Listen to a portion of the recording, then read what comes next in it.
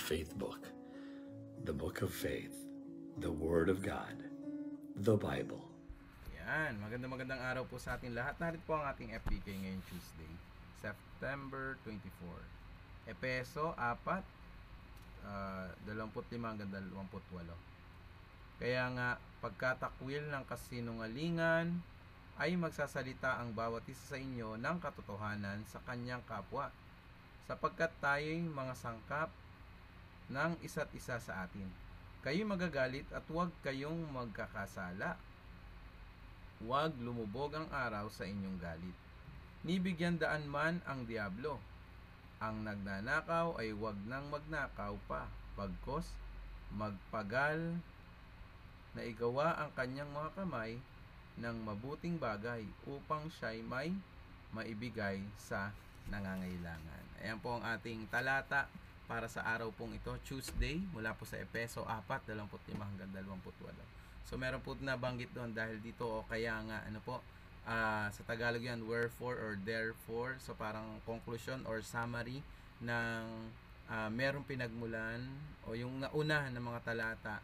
At kung nakinig po kayo kahapon ng ating FBK, Monday FBK, napansin din po natin doon na sa Ephesians chapter 4 verse 17 hanggang 24, pinakita po doon yung pagkakaiba ng isang tao na merong pagkakakilala kay Kristo at yung isang tao na walang pagkakakilala kay Kristo. Ibig sabihin, ang taong may pagkakakilala kay Kristo ay may bagong buhay kay Kristo.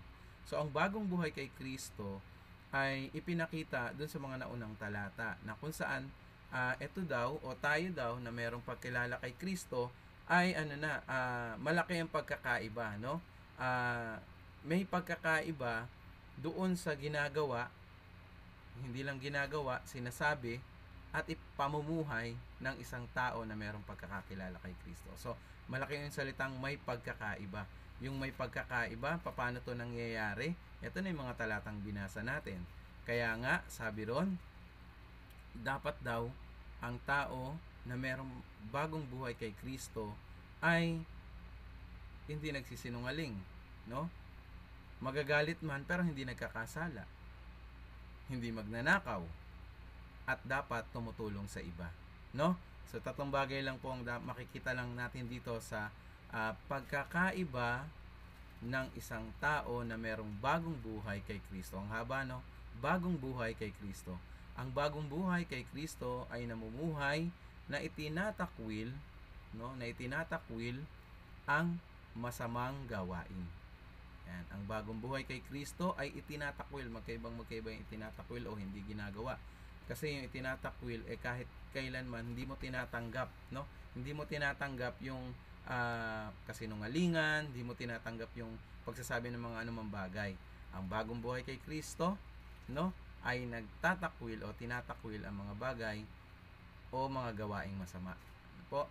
Pangalawa, ang bagong buhay kay Kristo ay namumuhay ng merong pagpigil o pagkaunawa sa kanyang sarili. Yun yung magalit ka pero hindi ka magkakasala, no? Pagpigil o pagkaunawa sa iyong sarili. Kailangan kilala mo yung sarili mo. Alam mo yung dapat mong gawin. Pag nagagalit ka na, huwag kang magsalita, huwag kang gumampot ng anumang bagay, huwag kang kumilos kasi kilala mo yung sarili mo, no? Pagpigil. Yung pangatlo po, ang bagong buhay kay Kristo ay namumuhay ng merong pagtulong sa iba.